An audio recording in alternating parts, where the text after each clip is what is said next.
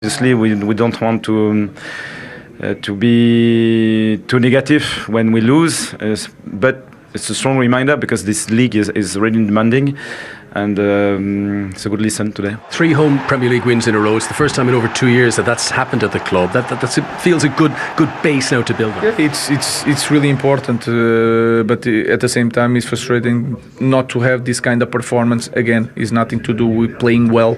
It's this kind of performance at home. We need to do that away also because it's our responsibility to play like this.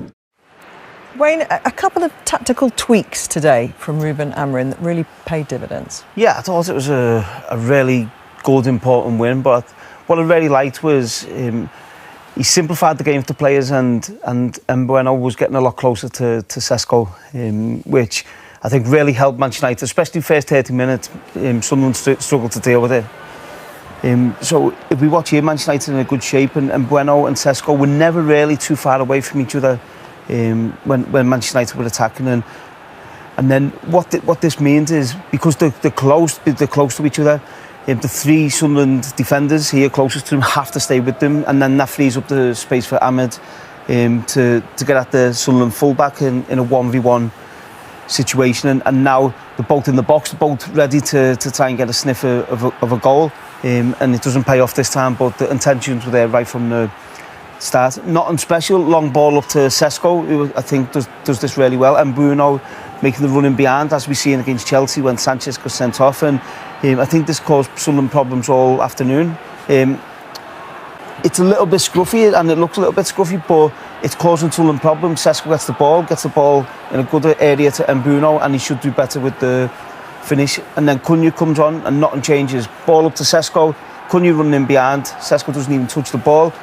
He gets a 1v1 and an opportunity to score a goal. So I think that it's a subtle change which Amorim made today, but I think it was the right one. It was clever, and Sunderland really struggled to cope with it, especially the first 30 minutes. This game had everything that kind of, you'd think, do you throw a new goalkeeper into it? Because from a drama point of view, it could have all gone horribly wrong, couldn't it? They're under enormous pressure, Manchester United. Sunderland coming on the back of a really good start to the season. You throw a 23-year-old in for his debut, and obviously, he's come with a great reputation from Antwerp, the Belgian goalkeeper, but he stood up to that challenge today. Yeah, it was a big decision, and I think it's difficult to be the goalkeeper of Manchester United, but I thought he'd done really well for the majority of the game, and I think you see early on here, nothing crazy, get rid of the ball, and it puts Manchester United on the attack. And when you want your goalkeepers to make a save, he's in a good position, he sees the ball and makes a save he probably should make. And this was the one hiccup he had in the game where he makes the wrong decision, he comes out, and on another day it could cost him and Manchester United. But I thought in the main he done a lot of good things. He had 5 minutes to go, he makes a good save, which stopped it from being a nervous 5 minutes.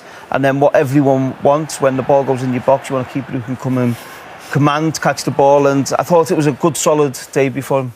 And of course, pockets of the crowd shouting, "Are you Schmeichel in disguise?" won't have harmed his confidence, will it, today? Yeah, I think we all hope he can be the next Peter Schmeichel. And just briefly, Amorim saying that this was an adult performance today. Probably mature, I think he means. Certainly in the first 30 minutes. It was a more even game when Sunderland matched them up and changed their system. Sunderland were a much better team and were more competitive then, but it was a huge win for Man United. Certainly good lessons all round, but a huge relief for Ruben Amorim. He said his team played with more maturity. What did you make of Manchester United's performance today? Yeah, I think they deserved the win. They come out very positively. They're under a little bit of pressure going into that game because it was everyone was expecting them to beat Sunderland at home, of course.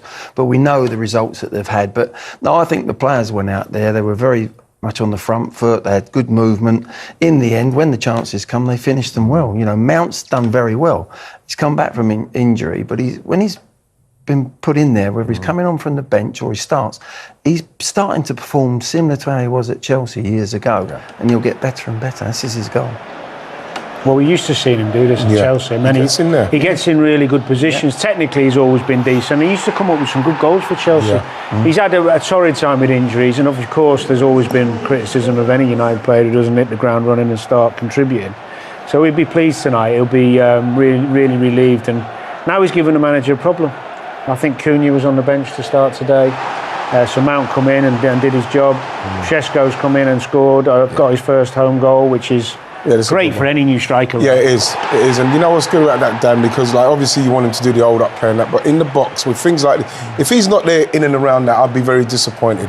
So to see him moving, getting his foot in there just before the defender is what he's going to need to do. So you can nick some goals, get some confidence, and then start scoring some more goals for the club. And I guess the question is, on the minds of all the fans, is can they back it up with another win? They've not managed to register back-to-back wins under Amorim. There's now an international break, which perhaps has come at the wrong time for them, and it's Liverpool on the other side of it. It's Liverpool at Anfield, you know. If it was at home, maybe. Liverpool has just lost as well. They've lost. They'll be hungry. They've lost 3 on the trot, Liverpool. That's unlike them. So I think that'll all be forgotten, Liverpool's 3. You know, Man United are in town, you're in our house.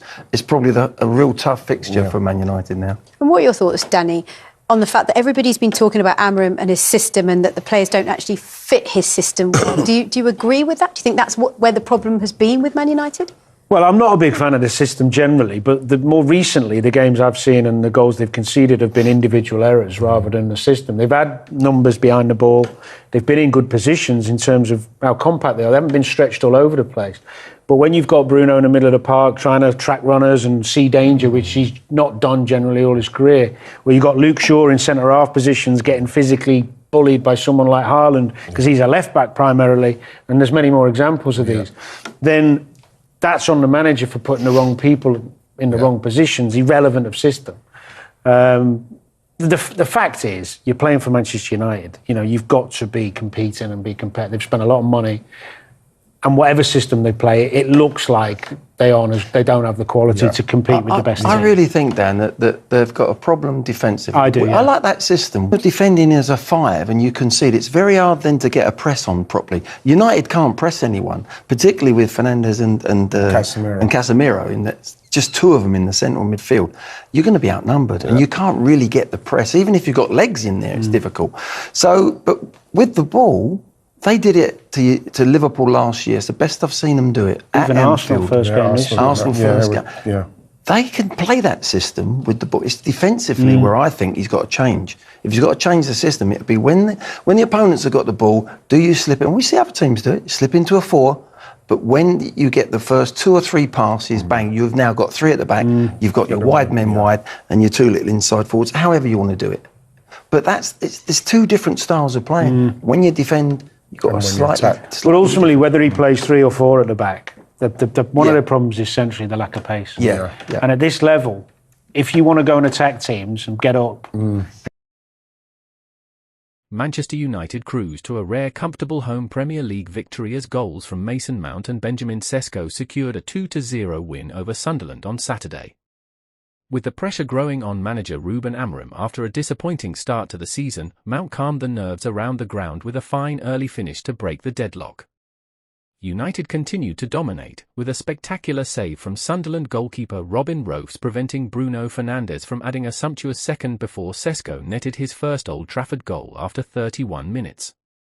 Sunderland were awarded a penalty late in the first half, a decision that was overturned following a VAR intervention, but they never really threatened after the break as United eased to a 3rd home league victory of the season. The result put United in provisional 8th place with 10 points from 7 games, 2 places below Sunderland on 11. Wins, especially comfortable ones, have been in short supply for Portuguese Amorim since he took charge in November. United supporters have slowly started to turn on the new manager as a result, with nothing short of victory over promoted Sunderland, despite the visitors' impressive start to the season, enough to appease the disgruntled masses. Mount's superb control and finish was just what the beleaguered boss needed. The fine strike was the earliest United have scored in the Premier League since Marcus Rashford's goal at Ipswich Town in Amorim's first game in charge.